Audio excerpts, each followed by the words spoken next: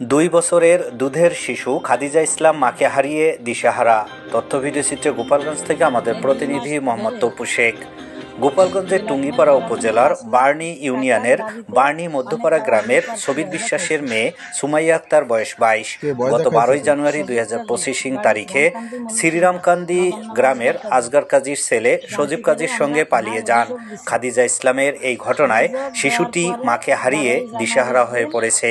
জানা গেছে সুমাইয়া আক্তার উপজেলার দক্ষিণ বাসুরিয়া গ্রামের প্রবাসী মাসুম শেখের স্ত্রী, যিনি প্রায় 6 বছর আগে মাসুমের সঙ্গে পারিবারিকভাবে বিবাহ বন্ধনে আবদ্ধ হন।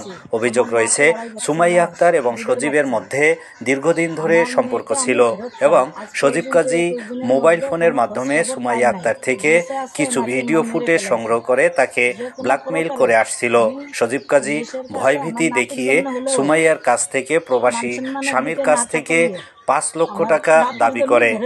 এ বিষয়ে সুমাইয়া আক্তারের পরিবার রিপোর্টার বাংলা টিভিকে বলেন, সজীব কাজী তাকে হুমকি দিয়ে ব্ল্যাকমেইল করে এবং তার 2 বছরের শিশুকে রেখে সুমাইয়াকে নিয়ে পালিয়ে যায়।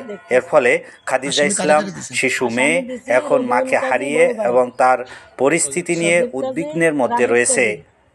এ বিষয়ে টুঙ্গিপাড়া থানায় একটি অভিযোগ দায়ের করেছে সুমাইয়া আক্তারের পিতা সবির বিশ্বাস। এ বিষয়ে সজীব কাজীর সঙ্গে যোগাযোগ করার চেষ্টা করলে তার দেখা মেলেনি। তার মুঠোফোনে কল দিলে মুঠোফোনটিও বন্ধ পাওয়া যায়।